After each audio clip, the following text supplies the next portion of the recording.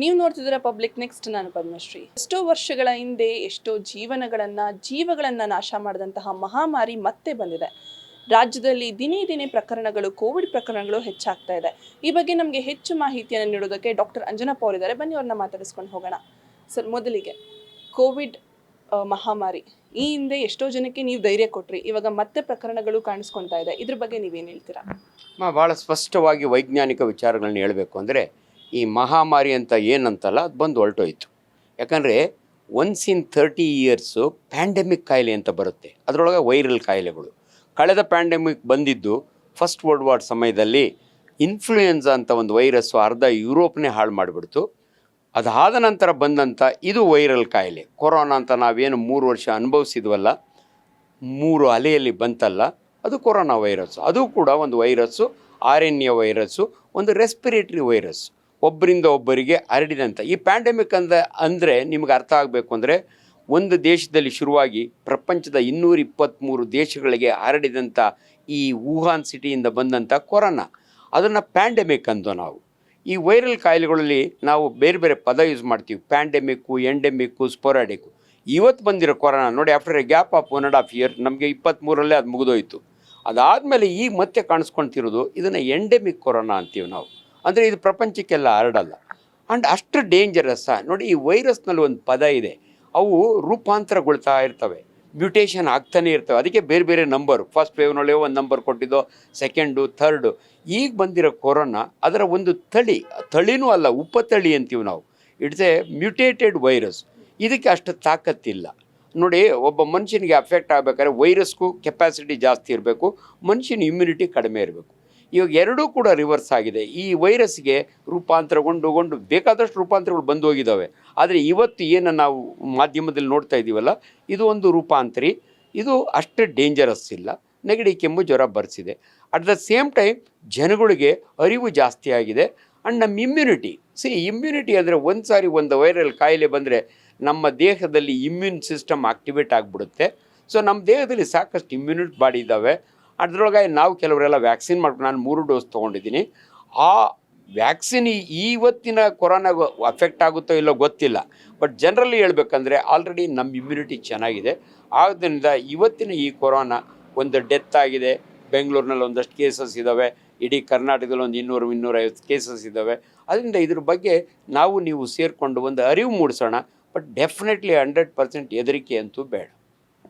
Sir, ಇವಾಗ ನೀವು endemic ಇದು ಅಂತ ಹೇಳಿದ್ರಿ. ಪ್ಯಾಂಡಮಿಕ್ ಮತ್ತು ಎಂಡಮಿಕ್ ಡಿಫ್ರೆನ್ಸನ್ನು ತಿಳಿಸ್ಕೊಟ್ಟಿದ್ದೀರಾ. ಇನ್ನು ಡೀಟೇಲ್ ಆಗಿ ಹೇಳೋದಾದರೆ ಇದೆರಡರ ಮಧ್ಯೆ ಏನು ಕಾಮನ್ ಡಿಫ್ರೆನ್ಸಸ್ ಇರುತ್ತೆ, ಅಥವಾ ಏನು ಕಾಮನ್ ಲಕ್ಷಣಗಳಿರುತ್ತೆ? ಇಲ್ಲ, ರೋಗ ಲಕ್ಷಣಗಳು ಮಾತ್ರ ಸೇಮ್. ಯಾವುದೇ ಅಪ್ಪರ್ ರೆಸ್ಪಿರೇಟರಿ ವೈರಲ್ ಕಾಯಿಲೆಗಳಲ್ಲಿ ಜ್ವರ, ನೆಗಡಿ, ಕೆಮ್ಮು ಇದು ಕಾಮನ್. ಇದು ಬಟ್ ವಿರುಲೆನ್ಸ್ ಹೆಂಗೆ ಅಂದರೆ, ಇವಾಗ 3 ದಿನಕ್ಕೆ ನೆಗಡಿ, ಕೆಮ್ಮು, ಜ್ವರ ಬಂದು ವಾಸಿ ಆಗ್ಬಿಟ್ರೆ ಈ ವೈರಸ್ಸಿಗೆ ತುಂಬ ಶಕ್ತಿ ಇಲ್ಲ ಅಂತ ಅರ್ಥ, ಇವತ್ತಿನ ವೈರಸ್ಗೆ ಅಂಥದ್ದು. ಆದರೆ ಹಿಂದೆ 3 ಬಂದ್ವಲ್ಲ ಪ್ಯಾಂಡಮಿಕ್ ಸಮಯದಲ್ಲಿ ಕೊರೋನಾ ರೂಪಾಂತರಗಳು, ಅದು ತುಂಬ ವಿರುಲೆಂಟ್ ಇದ್ದು. ಆ ಭಾಷೆ ನಾವು ಯೂಸ್ ಮಾಡ್ತೀವಿ. ವೈರಸ್ಸು ತುಂಬ ಸ್ಟ್ರಾಂಗ್ ಇದ್ದರೆ ಅದನ್ನು ವಿರುಲೆಂಟ್ ಅಂತೀವಿ. ಅದು ತುಂಬ ಅವಾಂತರಗಳನ್ನು ಸೃಷ್ಟಿಸ್ತು. ಈ ವೈರಸ್ಗೆ ಅಷ್ಟು ಕೆಪಾಸಿಟಿ ಇಲ್ಲ. ಅದಕ್ಕೆ ಅದು ಇಡೀ ಪ್ರಪಂಚಕ್ಕೆ ಸ್ಪ್ರೆಡ್ ಆಗೋ ಕೆಪಾಸಿಟಿ ಇತ್ತು ಒಬ್ಬರಿಂದ ಒಬ್ಬರಿಗೆ. ಬಟ್ ಈ ವೈರಸ್ಗೆ ಅಷ್ಟೊಂದು ಅದಕ್ಕೆ ಎಂಡೆಮಿಕ್ ಅಂದರೆ ಬೆಂಗಳೂರಿಗೆ ಅಷ್ಟೇ ಇರುತ್ತೆ. ಇದು ಇಲ್ಲಿಂದ ತುಂಬ ಕಡೆ ಹರಡೋದಿಲ್ಲ. ಸೊ ಹಂಗಾಗಿ ಇಲ್ಲೊಂದಷ್ಟು ಇರ್ಬೋದು, ನೇಪಾಳದಲ್ಲಿ ಒಂದಷ್ಟು ಇರ್ಬೋದು, ದೆಹಲಿ ಒಳಗೆ ಒಂದಷ್ಟು ಇರ್ಬೋದು. ಬಟ್ ಹೋದ ಸಾರಿ ಹಂಗಲ್ಲ, ಇಡೀ ಮನುಕುಲನ್ನೇ ಅಫೆಕ್ಟ್ ಮಾಡಿತ್ತು. ಈ ವೈರಸ್ ಹಂಗಾಗಲ್ಲ. ಅದಕ್ಕೆ ಎಂಡೆಮಿಕ್ ಅಂದರೆ ನಮ್ಮ ಏರಿಯಾಗೆ ಮಾತ್ರ ಇದೆ ಅನ್ನೋದು ಪದ, ನಮ್ಮ ಎಂಡೆಮಿಕ್ ಅಂತ. ಸರ್, ಇವಾಗ ಎಂಡಮಿಕ್ ರೋಗಕ್ಕೆ, ವೈರಸ್ಗೆ ಏನೆಲ್ಲ ಚಿಕಿತ್ಸೆ ನೀಡಲಾಗುತ್ತೆ? ಈಗ ವೆರಿ ಸಿಂಪಲ್. ನೆಗಡಿ, ಕೆಮ್ಮು, ಜ್ವರ ಇದು ರೋಗ ಲಕ್ಷಣಗಳು. ಮೂಗು ಸೋರೋದು, ಕೆಮ್ಮೋದು ಇವೆಲ್ಲ. ಇದಕ್ಕೆ ಈ ವೈರಸ್ನ ಕೊಲ್ಲಿಕ್ಕೆ ನಮ್ಮ ಹತ್ರ ಯಾವ ಡ್ರಗ್ಸು ಇಲ್ಲ. ನೋಡಿ, ಬ್ಯಾಕ್ಟೀರಿಯಾಗೆ ಆಂಟಿ ಬ್ಯಾಕ್ಟೀರಿಯಲ್ ಡ್ರಗ್ಸ್, ಆಂಟಿಬಯೋಟಿಕ್ ಅಂತೀವಿ. ಆಂಟಿ ವೈರಲ್ ಡ್ರಗ್ಸು ತುಂಬ ಪಾಪ್ಯುಲರ್ ಇಲ್ಲ. ಸೊ ಈ ವೈರಸ್ಗೆ ನಮ್ಮದು ಯಾವುದು ಕೂಡ ಡ್ರಗ್ ಇಲ್ಲ. ಮತ್ತು ಏನು ಟ್ರೀಟ್ ಮಾಡ್ತೀರಾ ಡಾಕ್ಟ್ರೆ? ಸಿಂಪ್ಟಮ್ಯಾಟಿಕ್ ಟ್ರೀಟ್ಮೆಂಟ್ ಅಂತೀವಿ. ನೆಗಡಿಗೆ ಆಂಟಿಹಿಸ್ಟಮಿನ್ ಕೊಡ್ತೀವಿ, ಜ್ವರಕ್ಕೆ ಪ್ಯಾರಾಸಿಟಮಾಲ್ ಕೊಡ್ತೀವಿ. ತುಂಬ ಸುಸ್ತಾಗಿದ್ದರೆ ರೆಸ್ಟ್ ತೊಗೊಳ್ಳಿ ಅಂತ ಹೇಳಿ, ಡ್ರಿಪ್ಪು ಏನು ಬೇಕಾಗೋದಿಲ್ಲ. ಬೈ ಚಾನ್ಸ್ ವಾಮಿಟಿಂಗ್ ಅದಿದ್ದರೆ ಡ್ರಿಪ್ ಹಾಕ್ತೀವಿ. ಇಲ್ಲಾಂದರೆ ಬೆಚ್ಚಗಿನ ಫುಡ್ಡು, ಬೆಚ್ಚಗಿನ ಇದು ಅಷ್ಟೇ. ಆ್ಯಂಡ್ ಧೈರ್ಯ ತುಂಬೋದು, ನಿಮಗೇನು ಆಗೋಲ್ಲ, ಧೈರ್ಯವಾಗಿರಿ. ಇದು ಸಿಂಪಲ್ ಕಾಯಿಲೆ. ಯಾಕಂದ್ರೆ ನೋಡಿಮ್ಮ, ಇದ್ರ ಜೊತೆಗೆ ಇನ್ಫ್ಲೂಯೆನ್ಸಾ, ಕಾಮನ್ ಕೋಲ್ಡ್ ಅಂತೀವಲ್ಲ, ಕೊರಿಸಾ ಅಂತೀವಿ ನಾವು, ಅದು ಇದ್ರ ಜೊತೆಗೆ ಇರ್ಬೋದು. ನಮಗೆ ಗೊತ್ತಿಲ್ಲ ಇದು ನಿಜವಾಗ್ಲೂ ಕೊರೋನಾನ ಟೆಸ್ಟ್ ಮಾಡೋವ್ರಿಗೂ ಗೊತ್ತಾಗಲ್ಲ. ಇವಾಗ ಟೆಸ್ಟ್ ಶುರು ಮಾಡಿದ್ದಾರೆ, ಮಾಡಿದ ಮೇಲೂ ಕೂಡ ಕೊರೋನಾನೇ ಅಂದರೂ ಕೂಡ ಅದೇನು ಸ್ಪೆಸಿಫಿಕ್ ಟ್ರೀಟ್ಮೆಂಟ್ ಇಲ್ಲ. ಸೊ ಜನಗಳಿಗೆ ಒಂದು 3 ದಿವಸ ನೀವು ಆರಾಮಾಗಿರಿ. ಅಲ್ಲಿಗೂ ಜಾಸ್ತಿ ಅದರೊಳಗೆ ಈ ಮಕ್ಕಳಲ್ಲಿ ವಯಸ್ಸಾದವ್ರಿಗೆ ಏನಾದರೂ ಪ್ರಾಬ್ಲಮ್ ಆದರೆ ಡಾಕ್ಟ್ರ್ ಹತ್ರ ಹೋಗಿ ಅಂತ ಹೇಳ್ತೀವಿ. ಎದುರುಕೊಂಡು ಒಂದಿನ ಜ್ವರ ಬಂದಿದ್ದಕ್ಕೆ ಓಡೋಗಬೇಡಿ ಅಂತ. ಆಮೇಲೆ ನಮ್ಗೆ ಇನ್ನೊಂದು ಸತ್ಯನ ಡಾಕ್ಟ್ರ್ ಮಾತ್ರ ಹೇಳೋಕ್ಕೆ ಸಾಧ್ಯ, ಬೇರೆಯವ್ರು ಹೇಳಲ್ಲ. ಜ್ವರ ಬಂದರೆ ಇಟ್ಸ್ ಎ ಗುಡ್ ಸೈನ್ ಅಂತೀವಿ ನಾವು. ಜ್ವರ ಮನುಷ್ಯನಲ್ಲಿ ಇದ್ದರೆ ಈ ವೈರಸ್ ಮಲ್ಟಿಪ್ಲೈ ಆಗಲ್ಲ. ಸೊ ಅದಕ್ಕೆ ನಾವು ಸಡನ್ನಾಗಿ ಜ್ವರ ಟ್ರೀಟ್ ಮಾಡೋಕ್ಕೆ ಹೋಗಬಾರ್ದು. ಯಾವ ಜ್ವರ 104 ಡಿಗ್ರಿ ಮೇಲೆ ಹೋಗುತ್ತಲ್ಲ, ಮಕ್ಕಳಿಗೆ ಕನ್ವಲ್ಷನ್ಸ್ ಬರುತ್ತೆ, ಫಿಟ್ಸ್ ಬರುತ್ತೆ. ಅದರ್ವೈಸ್ ನಿಮಗೆ 101 107 ಡಿಗ್ರಿ ಇದ್ದರೆ ಹೆದರ್ಕೊಂಡು ಜ್ವರಕ್ಕೆ ಟ್ರೀಟ್ಮೆಂಟ್ ತೊಗೋಬಾರ್ದು, ನಾವು ಕೊಡಲೂಬಾರ್ದು. ನಮ್ಮ ಮೈನಲ್ಲಿ ಟೆಂಪ್ರೇಚರ್ ಇದ್ದರೆ ವೈರಸ್ ಮಲ್ಟಿಪ್ಲೈ ಆಗೋಕ್ಕಾಗಲ್ಲ. So it's a good support ನಮಗೆ ಮನುಷ್ಯನಿಗೆ ಜ್ವರ ಇರೋದು. ಇದನ್ನು ಜನ ಅರ್ಥ ಮಾಡ್ಕೋಬೇಕು. ಸೊ ಇದು ನೀವು ಕೇಳಿದರೆ ಟ್ರೀಟ್ಮೆಂಟ್ ಇಷ್ಟೇ treatment, very simple symptomatic treatment ಅಂತೀವಿ, ನೋ ಸ್ಪೆಸಿಫಿಕ್ ಟ್ರೀಟ್ಮೆಂಟ್. ಸರ್, ಈ ಹಿಂದೆ ಕೊರೋನಾ ಬಂದವ್ರಿಗೆ ಕೆಲವೊಂದು ರೋಗಗಳು ಅಂದರೆ ಏನಂತಾರೆ ಸಿಂಪ್ಟಮ್ಸ್ ಹಂಗೆ ಉಳ್ಕೊಂಡಿದೆ. ಇವಾಗ ಮೆಡಿಸಿನ್ಸ್ ಕೊಡ್ಬೇಕಾದ್ರೆ ಶುಗರ್ ಬಂದಿರೋದಾಗಿರ್ಬೋದು, ಅಥವಾ ಸೊಂಟ ನೋವು, ವ್ಯಾಕ್ಸಿನ್ ತೊಗೊಂಡವ್ರಿಗೆ ಕೈ ನೋವು ಇನ್ನೂ ಹಂಗೆ ಇದೆ. ಸೊ ಈ ಥರ ಆಲ್ರೆಡಿ ಇರೋರಿಗೆ, ಲಾಂಗ್ ಟರ್ಮ್ ಕೋವಿಡ್ ಬಂದು ಅನುಭವಿಸ್ತಾ ಇರೋರಿಗೆ ಈ ಒಂದು ಎಂಡಮಿಕ್ ಏನಾದರೂ ಪ್ರಾಬ್ಲಮ್ ಆಗ್ಬೋದಾ? ಇಲ್ಲಮ್ಮ, ಅಗೈನ್ ವೈಜ್ಞಾನಿಕವಾಗಿ ನಾನು ಮಾತಾಡ್ತಿದ್ದೀನಿ ನೋಡಿ. ಯಾವುದೇ ಒಂದು ಕಾಯಿಲೆ ಬಂದು ಹೋದ್ಮೇಲೆ ಅದ್ರ ಸಿಕ್ವೆಲೆ ಅಂತೀವಿ, ಅಂದರೆ ಆಫ್ಟರ್ ಎಫೆಕ್ಟ್ಸ್ ಅಂತೀವಿ. ಕೋವಿಡ್ ಬಂದು ಹೋದ್ಮೇಲೆ ನಾನು ಕೋವಿಡ್ಗೆ ಅಡ್ಮಿಟ್ ಆಗಿದೆ. ಆಫ್ಟರ್ ಎಫೆಕ್ಟ್ಸ್ ಇರ್ತವೆ. ಸ್ವಲ್ಪ ನಮಗೆ ಅದರ ಸಿಂಪ್ಟಮ್ಸ್ ತೀರಾ ಸಿವಿಯರ್ ಏನಿರಲ್ಲ. ಭಾಳ ಜನ ಕನ್ಫ್ಯೂಸ್ ಮಾಡಿಕೊಂಡ್ರು. ವ್ಯಾಕ್ಸಿನ್ ತೊಗೊಂಡವ್ರಿಗೆ ಹಾರ್ಟ್ ಅಟ್ಯಾಕ್ ಆಯಿತು, ಕೋವಿಡ್ ಬಂದು ಹೋದವ್ರಿಗೆ ಹಾರ್ಟ್ ಅಟ್ಯಾಕ್ ಜಾಸ್ತಿ ಆಯಿತು. ನೋ ಡೌಟ್, ಕೋವಿಡ್ನಿಂದ ರಿಕವರಿ ಆದವ್ರಿಗೆ ಕೆಲವ್ರಿಗೆ ಹಾರ್ಟ್ ಅಟ್ಯಾಕ್ ಆಯಿತು, ಬ್ಲಡ್ ಕ್ಲಾಟ್ಸ್ ಆಯಿತು, ಇದೆಲ್ಲ ನಿಜ. ಸೊ ಅಂಥವ್ರಿಗೆ ಇವತ್ತಿನ ವೈರಸ್ ಬಂದರೆ ಏನಾದರೂ ಹೆಚ್ಚು ಕಮ್ಮಿ ಆಗ್ಬೋದಾ ಅಂದರೆ, ಆ ವೈರಸ್ಸಿನ ತಳಿನೇ ಬೇರೆ, ಈ ವೈರಸ್ಸಿನ ತಳಿನೇ ಬೇರೆ. ಆ ವೈರಸ್ ಬಂದವರಿಗೆ ಬಾಡಿಯಲ್ಲಿರೋ ಆಂಟಿಬಾಡೀಸು ಈ ವೈರಸ್ನ ತಡೆಯೋಕ್ಕೆ ಶಕ್ತಿ ಇಲ್ಲ. ಹಂಗಾಗಿ ಎಲ್ಲೋ ಒಂದು ಕಡೆ ನಾನು ಮೊದಲೇ ಬಂದೋಗಿತ್ತು, ನನ್ನ ಬಾಡಿ ಒಳಗೆ ಇಮ್ಯುನಿಟಿ ಇದೆ, ನಾನು ಚೆನ್ನಾಗಿ ಹಂಗೆ ಅನ್ಕೋಬೇಡಿ. ಇವತ್ತಿನ ವೈರಸ್ಸು ಇದ್ರ ಲಕ್ಷಣಗಳಿಗೆ ಇದು ಮಾಡಿ. ಬಟ್ ಸಿವಿಯಾರಿಟಿ ಇದೆಯಲ್ಲ, ಹಿಂದೆ ಬಂದು ಉಳ್ಕೊಂಡಿರೋರಿಗೆ ಏನಾದರೂ ಸಿವಿಯರ್ ಆಗುತ್ತಾ? ಇಲ್ಲ, ಹಂಗೇನಿಲ್ಲ. ಸೊ ಆ ರೀತಿ ತಪ್ಪು ಕಲ್ಪನೆಗಳು ಬೇಡ. ಸರ್, ಇವಾಗ ಕೋವಿಡ್ ಅಂದರೆ ಮೇನ್ ಬ್ರೀತಿಂಗ್ ಪ್ರಾಬ್ಲಮ್ ತುಂಬ ಹೆಚ್ಚಾಗುತ್ತೆ. ಇವಾಗ ಮಳೆಗಾಲ ಬೇರೆ, ಥಂಡಿ ತುಂಬ ವಿಪರೀತ ಇದೆ. ಸೊ ಇಂಥ ಟೈಮಲ್ಲಿ ಯಾವ ರೀತಿ ಮುನ್ನೆಚ್ಚರಿಕೆ ವಹಿಸ್ಕೋಬೇಕು? ಇದೇನಾದರೂ ಸೀರಿಯಸ್ ಆಗುವಂಥ ಚಾನ್ಸಸ್ ಇದೆಯಾ? ಇದು ಭಾಳ ಇಂಪಾರ್ಟೆಂಟ್ ನೋಡಿ. ವೈರಸ್ಗೆ ಇದು ಅನುಕೂಲಕರವಾದ ವಾತಾವರಣ. ಮಳೆ ಚಳಿ ಇದ್ದರೆ ವೈರಸ್ಸಿಗೆ ಖುಷಿ, ಯಾಕಂದರೆ ಅದು ಮಲ್ಟಿಪ್ಲೈ ಆಗುತ್ತೆ. ಸೊ ನಮಗೇನು ತೊಂದರೆ ಅಂದರೆ, ಸೊ ನಾವು ಇದನ್ನು ಗಮನದಲ್ಲಿಟ್ಕೊಂಡು ಮಕ್ಕಳನ್ನ ಮಳೆಯೊಳಗೆ ನೆನೆಯೋಕ್ಕೆ ಬಿಡಬಾರ್ದು, ಹಿರಿಯರನ್ನ ಬೆಳಗ್ಗೆ ವಾಕಿಂಗ್ ಹೋಗಕ್ಕೆ ಬಿಡಬಾರ್ದು, ಬಿಸಿಲು ಬರೋವ್ರಿಗೂ ಆಚೆ ಹೋಗಬೇಡಿ ಅಂತ ಹೇಳಬೇಕು. ಅದೇ ಸೇಮ್ ಪ್ರಿಕಾಷನ್ ಮೊದಲೆಲ್ಲ ನಾವೇನು ಮಾಡಿದ್ವಲ್ಲ, ಮಾಸ್ಕ್ ಹಾಕ್ಕೊಳ್ಳಿ, ಕೈ ತೊಳ್ಕೊಳ್ಳಿ, ಅನ್ನೆಸರಿ ಹೋಗ್ಬೇಡಿ, ಇದನ್ನು ಫಾಲೋ ಮಾಡಿದರೆ ಸಾಕು. ಅದ್ರ ಜೊತೆಗೆ ಈ ಮಳೆ ಒಳಗೆ ಅನ್ನೆಸರಿ ನೆನೆಯೋದು, ಅಥವಾ ಅದಕ್ಕೆ ಮಕ್ಕಳಿಂದೇನು ಶಾಲೆಗಳು ಶುರುವಾಗ್ತವೆ, ಮಕ್ಕಳಿಗೆ ಮಳೆ ಒಳಗೆ ಕುಣಿಯೋದು ಖುಷಿ, ಆದಷ್ಟು ಅವಾಯ್ಡ್ ಮಾಡಿ.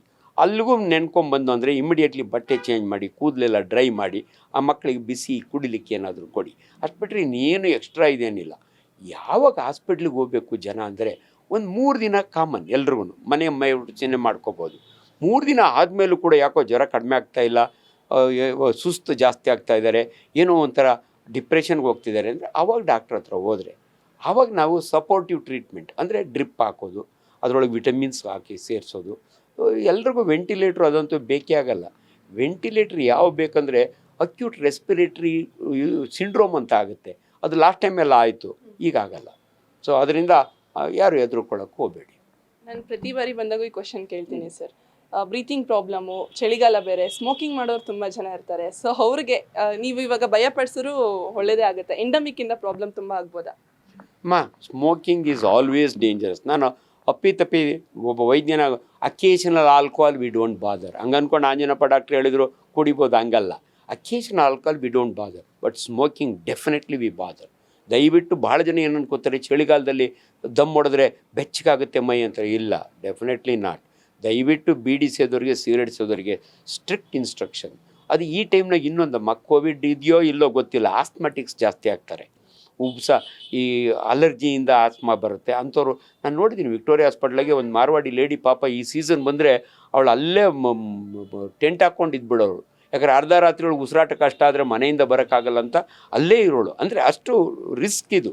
ಸೊ ಉಸಿರಾಟದ ತೊಂದರೆ ಇರೋರಿಗೆ, ಆಸ್ಮಾ ಇರೋರಿಗೆ, ರೆಸ್ಪಿರೇಟರಿ ಇನ್ಫೆಕ್ಷನ್ ಇರೋರಿಗೆ ದಯವಿಟ್ಟು ಬಿ ಕೇರ್ಫುಲ್. ರೌಟ್ ಹೆಚ್ಚು ಕಮ್ಮಿ ಆದರೆ ತಕ್ಷಣ ಹೋಗಿ ತೋರಿಸ್ಕೊಳ್ಳಿ ಅಂತ ಹೇಳ್ಬೋದು. ಸ್ಮೋಕಿಂಗ್ ಮಾತ್ರ definitely please give up smoking. Sir, ಮತ್ತೊಂದು ಬೆಂಗಳೂರಿನಲ್ಲಿ ಇವಾಗ ಆಲ್ರೆಡಿ 73 ಪ್ರಕರಣಗಳು ದಾಖಲಾಗಿದೆ ಅಂತ BBMP ಮಾಹಿತಿಯನ್ನು ಕೊಟ್ಟಿದೆ. ಜನರಲ್ಲಿ ಆತಂಕ ಕೂಡ ಹೆಚ್ಚಾಗ್ತಾ ಇದೆ. ಇದ್ರ ಬಗ್ಗೆ ಏನು ಹೇಳ್ತೀರಾ ಸರ್? ಇಲ್ಲ, ಆತಂಕ ಪಡಬೇಡಿ. ಒಬ್ಬರು ಡೆತ್ ಆಗಿದ್ದಾರೆ, 85 ವರ್ಷದ ಹಿರಿಯ ನಾಗರಿಕರು. ಅವರಿಗೆ ಬೇರೆ ಬೇರೆ ಕಾಯಿಲೆ ಇರ್ತವೆ. ನೋಡಿ, ಒಂದು ಡೆತ್ತು ಕೂಡ ಒಬ್ಬ ಡಾಕ್ಟ್ರ್ ಬಯಸೋದಿಲ್ಲ, ಉಳಿಲಿ ಅಂತ ನಾವು. ಬಟ್ ನಾನೊಂದು ಮಾತು ಹೇಳ್ತೀನಿ, ಇವತ್ತು ಒಂದು ದಿನಕ್ಕೆ ಎಷ್ಟು ಜನ ಹಾರ್ಟ್ ಅಟ್ಯಾಕ್ನಿಂದ ಸತ್ತು ಹೋಗ್ತಾರೆ, ಆಕ್ಸಿಡೆಂಟಿಂದ ಸತ್ತು ಹೋಗ್ತಾರೆ, ಕ್ಯಾನ್ಸರಿಂದ ಸತ್ತು ಹೋಗ್ತಾರೆ. ಇಷ್ಟೆಲ್ಲ ಡೆತ್ಸ್ ಇರ್ತವೆ. ಅದ್ರ ಮಧ್ಯೆ ಇದು ಒಂದು ಡೆತ್ ನೀವು ಯಾಕೆ ಹೆದರ್ಕೋತೀರಿ ಅಂತ ಅಷ್ಟೇ ನಾವು ಹೇಳೋದು. ಸೊ ಒಂದು 6 ಕೋಟಿ ಇರೋ ಕರ್ನಾಟಕದಲ್ಲಿ ಒಂದು 72 ಜನಕ್ಕೆ, 1.5 ಕೋಟಿ ಬೆಂಗಳೂರು ಪಾಪ್ಯುಲೇಷನ್ಗೆ ಒಂದು 200 ಜನಕ್ಕೆ ಬಂದರು, ಅದು ದೊಡ್ಡ ಇದಲ್ಲ. ಅದನ್ನು ಪ್ರಿವೆಂಟ್ ಮಾಡೋದು ನಮ್ಮ ಜವಾಬ್ದಾರಿ, BBMP ಜವಾಬ್ದಾರಿ, ಸರ್ಕಾರದ ಜವಾಬ್ದಾರಿ. ಬಟ್ ಎಲ್ಲೋ ಒಂದು ಕಡೆ ಈ ನಂಬರ್ ತೊಗೊಂಡು ಹೆದರ್ಕೊಳಕ್ಕೆ ಹೋಗ್ಬೇಡಿ. ಅಯ್ಯೋ ಆಲ್ರೆಡಿ 82 ಜನಕ್ಕೆ ಆಗ್ಬಿಟ್ಟಿದೆಯಂತೆ, ಆ ರೀತಿ ಭಯ ಬೇಡ. ನಮ್ಮ ಎಚ್ಚರ ನಮಗೆ ಇರಲಿ ಅಂತ ಹೇಳ್ತೀನಿ ನಾನು. ಸರ್, ಕೊನೆಯದಾಗಿ ಲಾಸ್ಟ್ ಟೈಮ್ ಕೋವಿಡ್ ಆದಾಗೂ ಮನೆಯಲ್ಲೇ ತುಂಬ ಡಾಕ್ಟರ್ಸ್ ಉಟ್ಕೊಂಡು ಕಷಾಯ ಅಂತೆ ಏನೇನೋ ತಿನ್ನೋದು, ವಿಚಿತ್ರವಾಗಿ ಕಷಾಯ ಮಾಡ್ಕೊಂಡು ಕುಡಿಯೋದೆಲ್ಲ ಮಾಡ್ತಿದ್ರು. ಸೊ ಇವಾಗೂ ಕೋವಿಡ್ ಅಂತ ಭಯ ಪಟ್ಕೊಂಡು ಜನ ಮತ್ತೆ ಹೋಮ್ ಡಾಕ್ಟರ್ ಶುರುವಾಗ್ತಾರೆ. ಸೊ ಅಂಥವ್ರಿಗೆ ಏನು ಎಚ್ಚರಿಕೆ ಕೊಡ್ತೀರಾ? ಏನು ಆಹಾರ ಸೇವಿಸಬೇಕು, ಏನು ಆಹಾರ ಸೇವಿಸಬಾರ್ದು? ನೋಡಿಮ್ಮ, ವೈರಲ್ ಇನ್ಫೆಕ್ಷನಲ್ಲಿ 2 ವಿಚಾರಗಳು. ಒಂದು ವಿರುಲೆನ್ಸ್, ಆ ವೈರಸ್ಗೆ ಎಷ್ಟು ತಾಕದು. ಎರಡನೇದು ನಮ್ಮ ಇಮ್ಯುನಿಟಿ. ನೀವು ಹೇಳಿದ್ರಲ್ಲ, ಇಮ್ಯುನಿಟಿ ಇನ್ಕ್ರೀಸ್ ಮಾಡ್ಕೊಳ್ಳಿಕ್ಕೆ ಜನ ಸಿಕ್ಕಿದ್ದೆಲ್ಲ ತಿಂತಾರೆ, ಸಿಕ್ಕಿದ್ದೆಲ್ಲ ಕಷಾಯ ಕುಡಿತಾರೆ. ಬಟ್ ನಾನು ಹೇಳ್ತೀನಿ, immunity is A inbuilt system. ನಾನು ಆರೋಗ್ಯವಂತ ಮನುಷ್ಯನಾದರೆ ನನ್ನ ದೇಹದಲ್ಲಿ WBC ಸೋಲ್ಜರ್ಸ್ ಇದ್ದಾರೆ, ಅವ್ರು ರೆಡಿನೇ ಇರ್ತಾರೆ. ಅವನು ಇಂಪ್ರೂವ್ ಮಾಡಲಿಕ್ಕೆ ಸ್ಪೆಷಲ್ ಊಟ ಏನೂ ಬೇಕಿಲ್ಲ. ಅಮ್ಮ ಮಾಡಿದ ಅಡುಗೆಯನ್ನು ಖುಷಿಯಿಂದ ಉಣ್ಣಿ, ಹೆಂಡತಿ ಮಾಡಿದ ಅಡುಗೆನ ಸಂತೋಷವಾಗಿ ತಿನ್ನಿ, ಇಷ್ಟೇ ಅಮ್ಮ. ಹಣ್ಣುಗಳು ತಿನ್ನಿ, ಇಷ್ಟೇ. ತುಂಬನೇ ತಪ್ಪು ಹೇಳ್ತಾರೆ, ನಿಮ್ಮ ಇಮ್ಯೂನ್ ಬೂಸ್ಟ್ರು ತೊಗೊಳ್ಳಿ, ಆರ್ಟಿಫಿಷಿಯಲ್ ಏನೇನೋ ಬಂದುಬಿಟ್ಟಿದ್ದಾವೆ ಇವತ್ತು ವಾಟ್ಸಪ್ ಯೂನಿವರ್ಸಿಟಿಯಲ್ಲಿ. ದಯವಿಟ್ಟು ಅವು ಯಾವ ನೆಸೆಸಿಟಿ ಇಲ್ಲ. ದಿನಕ್ಕೊಂದು ಚೇಪೆ ಹಣ್ಣು ತಿನ್ನಿ. ಚೇಪೆ ಹಣ್ಣು ಶೀತ ಅಲ್ಲ, ಪರಂಗಿ ಹಣ್ಣು ಉಷ್ಣ ಅಲ್ಲ. ದಯವಿಟ್ಟು ಇದನ್ನು ಮರೆತು ಬಿಡಿ. ಕೋಳಿ ಹೀಟಲ್ಲ, ಹಂದಿ ತಂಪಲ್ಲ. ಜನಗಳು ಇದು ತಪ್ಪು ಭಾವನೆಗಳು. ನೀವು ಬಿಸಿ ಊಟ ಮಾಡಿ, ಮಾಮೂಲಿ ಊಟ ಮಾಡಿ, ನೀರು ಚೆನ್ನಾಗಿ ಕುಡೀರಿ. ಹಣ್ಣುಗಳು, ಸಿಟ್ರಸ್ ಫ್ರೂಟ್, ಒಂದು ನೆಲ್ಲಿಕಾಯಿ ಚೀಪ್ ತಿನ್ನಿ, ಇಷ್ಟೇ. ಬೇರೆ ದಯವಿಟ್ಟು ಇಮ್ಯೂನ್ ಬೂಸ್ಟರ್ಸ್ ಬಂದುಬಿಟ್ಟಿದ್ದಾವೆ, ಅದು ತೊಗೋಬೇಕಾ ಡಾಕ್ಟ್ರ್, ಇದು ತೊಗೋಬೇಕಾ? ಇಲ್ಲ, ಬೇರೆಯವ್ರು ಮಿಸ್ಲೀಡ್ ಮಾಡ್ತಾರೆ ನಿಮಗೆ. ನಾನೊಬ್ಬ ಕ್ವಾಲಿಫೈಡ್ ಡಾಕ್ಟ್ರಾಗಿ ನಿಮ್ಗೆ ಹೇಳ್ತೀನಿ, ನಿಮ್ಮ ಆರೋಗ್ಯ ಚೆನ್ನಾಗಿದ್ದರೆ ಏನಿಲ್ಲ. ಏನಂದರೆ ಡಯಾಬಿಟಿಸ್ ಇರೋರು ನಿಮ್ಮ ಡಯಾಬಿಟಿಸ್ ಕಂಟ್ರೋಲ್ನಾಗ ಇಟ್ಕೊಳ್ಳಿ. ಸೊ ಆಲ್ರೆಡಿ ಕೀಮೊಥೆರಪಿ ತೊಗೊಳ್ತಿರೋರು ಮೋರ್ ಕೇರ್ಫುಲ್ಲಾಗಿರಿ. ಯಾಕಂದರೆ ನಿಮ್ಮ ದೇಹ ಪ್ರೆಗ್ನೆಂಟ್ ವುಮನ್ನಲ್ಲಿ ಏನಾಗುತ್ತೆ ಗೊತ್ತಮ್ಮ, ಹಾರ್ಮೋನಲ್ಲಿ ಇಂಬ್ಯಾಲೆನ್ಸ್ ಇರುತ್ತೆ. ಸೊ ಅವರು ಪ್ರೆಗ್ನೆಂಟ್ ವುಮನ್ ದಯವಿಟ್ಟು ಆಚೆಗೆ ಹೋಗಬೇಡಿ, ನಿಮ್ಮ ಮನೆಯಲ್ಲಿ ನೀವು ಇರಿ. ಸೊ ಚಿಕ್ಕ ಮಕ್ಕಳಲ್ಲಿ ಇವು 4 ಕ್ಯಾಟಗರಿ ಎಕ್ಸ್ಟ್ರೀಮ್ಸ್ ಆಫ್ ಏಜ್: ಚಿಕ್ಕ ಮಕ್ಕಳು, ವಯಸ್ಸಾದವರು, ಪ್ರೆಗ್ನೆಂಟ್ ವುಮನ್. ಇವ್ರು ಮೋರ್ ಕೇರ್ಫುಲ್. ಕೋಮಾರ್ಬಿಡಿಟಿ ಅಂದರೆ ಆಲ್ರೆಡಿ ಡಯಾಬಿಟಿಸ್ ಇರೋರು, BP ತೊಗೊಳ್ತಿರೋರು, ಆಲ್ರೆಡಿ ಕ್ಯಾನ್ಸರ್ ಡ್ರಗ್ಸ್ ತೊಗೊಳ್ತಿರೋರು ಸ್ವಲ್ಪ ಕೇರ್ಫುಲ್ ಆಗಿರಿ. ಅವರು ಹೆದರ್ಕೋಬೇಡಿ, ಕೇರ್ಫುಲ್ ಆಗಿರಿ. ಸರ್, ಕೋವಿಡ್ ಎಂಡಮಿಕ್ ಏನೆಲ್ಲ ಪ್ರಿಕಾಷನ್ಸ್ ತೊಗೊಬೇಕಾಗತ್ತೆ? ಭಾಳ ಇಂಪಾರ್ಟೆಂಟು. ನಾವಿಬ್ಬರು ಹತ್ತತ್ರ ಕೂತು ಮಾತಾಡ್ತಿದ್ದೀವಿ, ಇಬ್ಬರು ಮಾಸ್ಕ್ ಹಾಕ್ಕೊಂಡಿಲ್ಲ. ಆ್ಯಕ್ಚುಲಿ ನೋಡಿ, ಡ್ರಾಪ್ಲೆಟ್ ಇನ್ಫೆಕ್ಷನ್ ಕೋವಿಡ್ ಬರೋದು ಒಬ್ಬರಿಂದ ಒಬ್ಬರಿಗೆ ಕೆಮ್ಮು ನೆಗಡಿಯಿಂದ ಬರುತ್ತೆ. ಇವಾಗ ಆಲ್ರೆಡಿ ನೀವು ಪಾಸಿಟಿವ್ ಇಲ್ಲ, ನಾನು ಪಾಸಿಟಿವ್ ಇಲ್ಲ, ನಮ್ಮಿಬ್ಬರಿಗೂ ಜ್ವರ ಬಂದಿಲ್ಲ. ಬಟ್ ಗೊತ್ತಿಲ್ಲ, ನಮ್ಮ ಎದುರುಗಡೆ ಇರೋ ಪಬ್ಲಿಕ್ ಅವ್ರಿಗೆ ಇದೆಯೋ ಇಲ್ಲೋ ನಮ್ಗೆ ಗೊತ್ತಿಲ್ಲ, ಅವ್ರು ಕೆಮ್ಬೋದು. ಸೊ ಅವ್ರ ಮೂತಿ ಮೇಲೆ ನಾವು ಕೈ ಇಡೋಕ್ಕಾಗಲ್ಲ, ಅದಕ್ಕೆ ನಾವೊಂದು ಮಾಸ್ಕ್ ಹಾಕ್ಕೊಳ್ಳೇಬೇಕು. ಸೊ ನಮಗೇನಾದ್ರು ಪಾಸಿಟಿವ್ ಇದ್ದರೆ ನಮ್ಮ ಸಾಮಾಜಿಕ ಜವಾಬ್ದಾರಿ, ನನ್ನಿಂದ ನಿಮಗೆ ಬರಬಾರ್ದು ಅಂದರೆ ನಾನು ಮಾಸ್ಕ್ ಹಾಕ್ಕೋಬೇಕು. So mask, hand washing.